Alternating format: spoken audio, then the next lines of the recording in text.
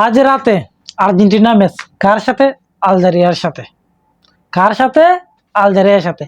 আর এই ম্যাচ দিয়েই 2026 world cup আর্জেন্টিনার যাত্রা শুরু।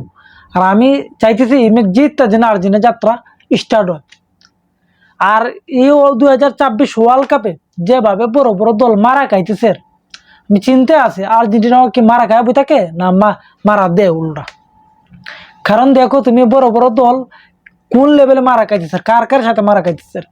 স্পেন কাপে ভারতের সাথে মারা খাই থাকছে, নেদারল্যান্ড জাপানের সাথে, উরুগুয়ে সৌদি আরবের সাথে, তোমার এমনি ইরান নিউজিল্যান্ডের সাথে, ব্রাজিল মরক্কোর সাথে মারা খাই থাকছে। আর যেই লেভেলে ওয়ার্ল্ড কাপ চলতেছে এমনভাবে চললে তুমি দেখবে আর্জেন্টিনা আজকে এই অবস্থা হয় তাহলে তো বিনাশ। আশা করি সেটা হবে না। আর্জেন্টিনা কারণ ডিফারেন্ট একটা দল, আর্জেন্টিনা ডিফেন্ডিং চ্যাম্পিয়ন দল, সেটা হবে না আশা করতেছি।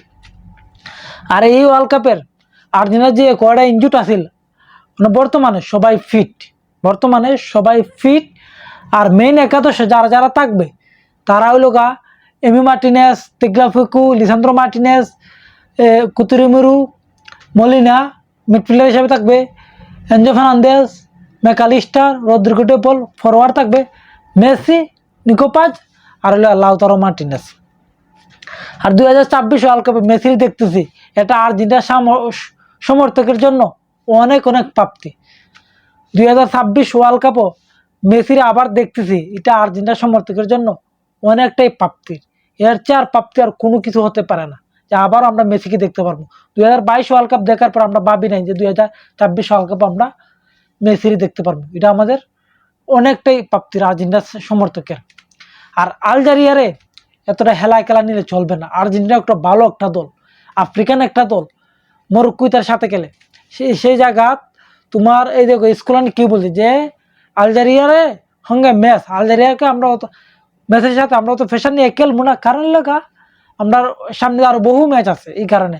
কিন্তু আলজেরিয়ারে এবার কি কইছে যে মরক্কোর সাথে ম্যাচ, মরক্কো লেভেলের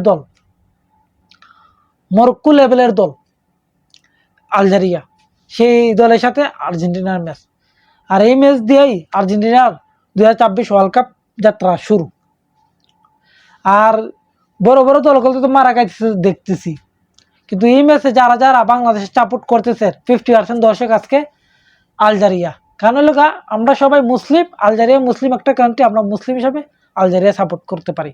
কিন্তু যারা যারা রাজ্যে থাকবাই যে আর্জেন্টিনার বিপক্ষে যারা আসো, যারা যারা আলজেরিয়ার পক্ষে ম্যাচ দেখতে চাই, দেখে লাভ নাই।